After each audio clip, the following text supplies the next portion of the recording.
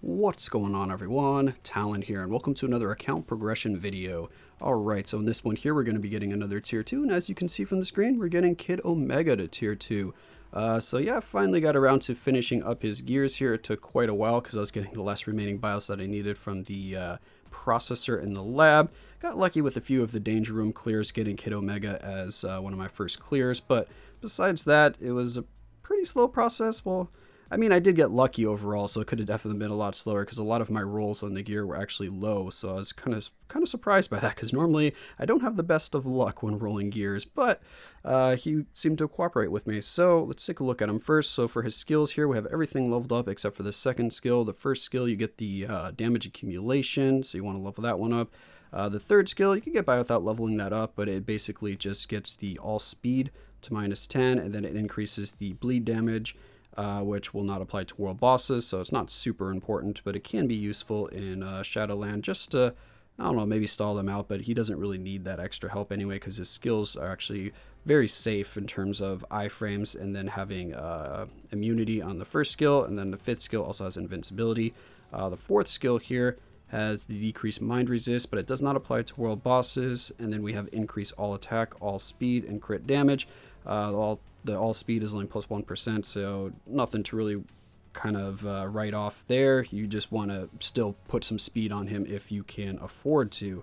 The fifth skill here, we have the kind of decreased character size. You got the little Ant-Man effect there, and it reduces their attack at all speed. Does not apply to world bosses, but his paralysis from this skill does apply to world bosses, so that is really nice. So helps to keep the world boss locked down, but even if it didn't apply, this skill still has invincibility on it, so I don't know, nothing, I don't know, it's kind of a wash right there because the invincible will protect you anyway. The only time it's really good is against like Ebony, which now that I think about it is where he's going to be used a lot because of the mind damage, because that'll prevent Ebony from teleporting all over the place, which definitely is needed.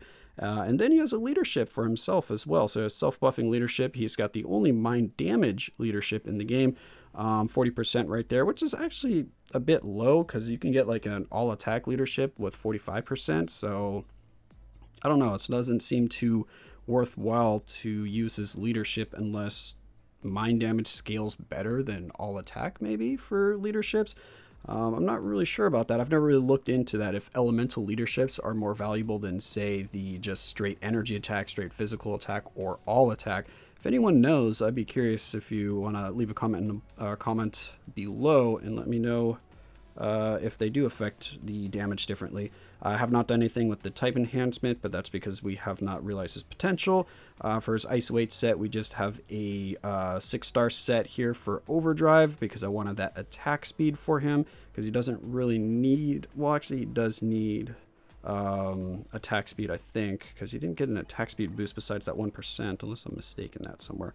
But I have a lot of attack speed on my cards, so yeah, that's probably why I didn't do that. But anyway, and then the obelisk here, we have a mind damage, ignore defense, and a 200% damage proc.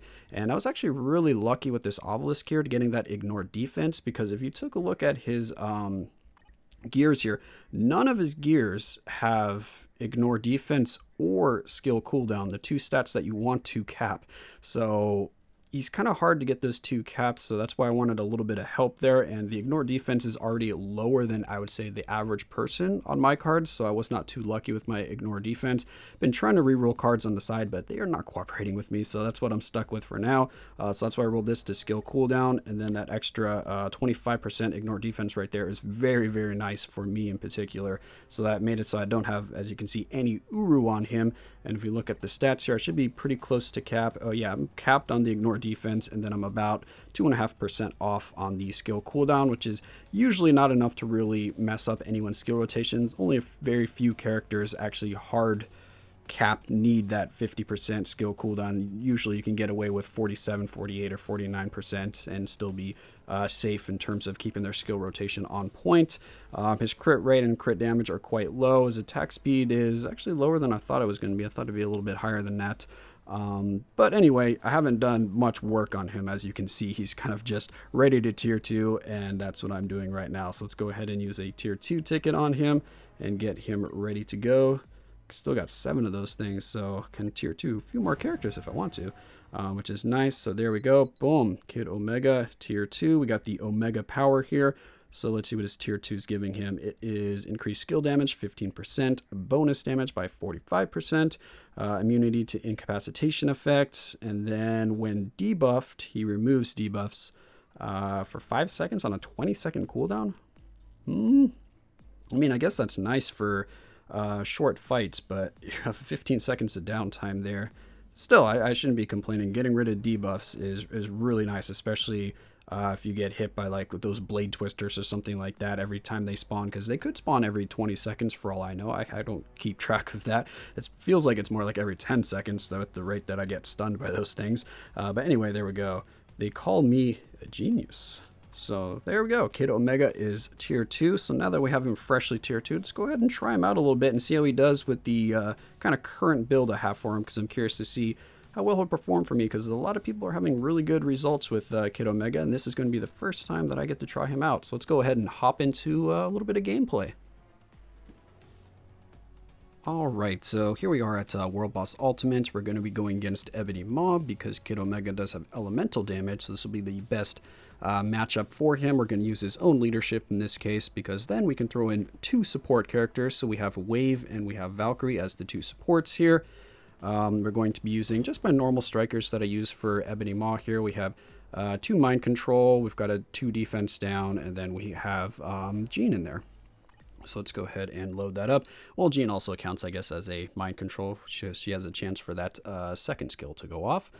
But anyway, let's go ahead and load in here. So also, I'm curious, for these rank up videos here, you guys want me to go into these fights here, like against the world bosses without strikers? Would you prefer to see that, just their damage without any help? Or do you like seeing the more kind of real world situation? Because pretty much if you're going to be using the character in World Boss Ultimate, you're going to be using strikers. So I don't know if it really makes sense for me not to use strikers when I'm kind of showcasing them or first trying them out and that kind of thing.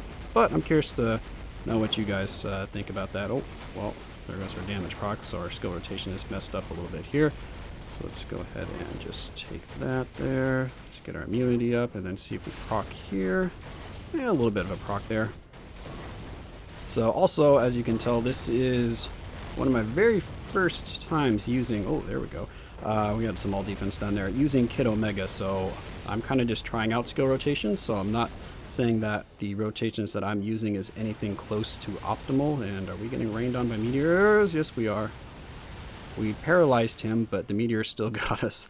So I'm not saying that this is going to be the optimal rotation for him. I've just been trying to do 5 cancel 4 for my damage proc.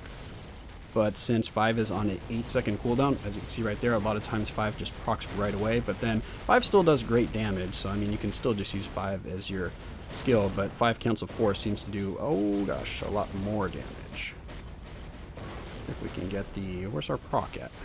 We have no proc there. We're going to end up dying right here anyway, just because I took all those hits of the meteors, and nope, we didn't get the damage proc there. So my skill rotations are quite off, but as you can see, he's doing a considerable amount of damage.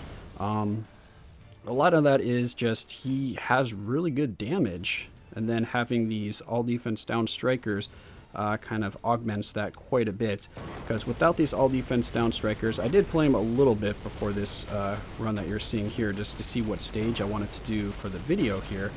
And without strikers, he was doing stage 40 pretty comfortably, so that's why I bumped it up to stage 50 right here with strikers.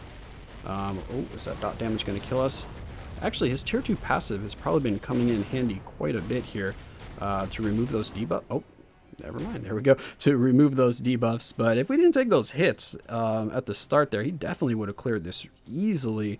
That was only 2 minutes in, and we have 4 bars left. So I could say at like 2.5 minutes, if I'm being conservative here, he would have cleared this stage. So 2.5 minutes, stage 50, that is with strikers. So probably without, well, all defense down does help a lot. So without strikers, he might struggle to clear this stage, but he's only level 60, which is amazing right here. So he does a lot of damage. So yeah, I'm quite impressed with Kid Omega's damage. Not sure if it's just against Ebony here, or if he has really good just energy damage in general. So maybe we should hop over here to a Coal Obsidian and see what kind of energy damage he does. Let's go down to, well, let's do stage 40. Is there Blade Twisters here? There is. Is there Blade Twisters on 39?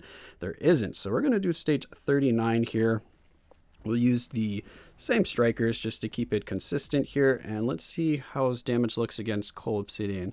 Because stage 39 is still really difficult for Coal Obsidian just because of his resistances. So if he does well here, then I will be very impressed with his damage. But I'm still very impressed with his ability to fight Ebony Maw. I might have to get him to level 70, and he could be another high clear for me for Ebony Maw. Oh gosh, that's... Okay, that's not bad. That is not bad at all. Oh, well, we missed our damage proc right there, so... Alright, so play that out. There we go. That should be a little bit better.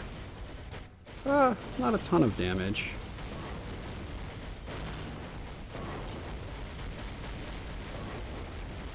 But our damage proc is not cooperating with us. Ah, no, we got time frozen. Yeah, our damage proc is just not cooperating. There we go. That was a little better.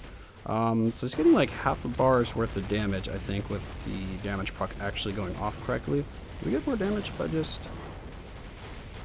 Actually, the damage is about the same, just proccing on the 5th skill instead of doing... Oh, come on! Instead of doing a 5-4 cancel. I got time frozen when I was doing the 5th skill because you could see the animation starting up. That was some BS right there, and you know it, Cole. Alright, so let's try to wrap around here. Proc here. Okay, let's not proc there.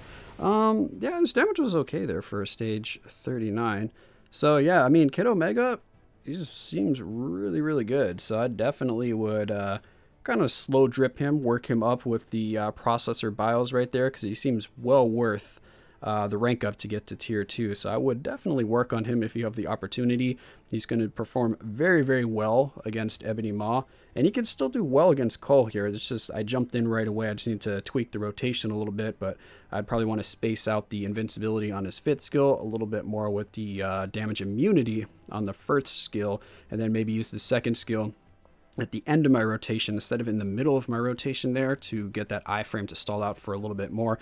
So maybe do 5 for the invincibility if I want to cancel into 4 to try that 5-4 damage proc, or I could just let 5 play out, then use 4 and hopefully have a little bit more paralysis still active then, or the invincibility in this case, because Cole will probably shrug that off.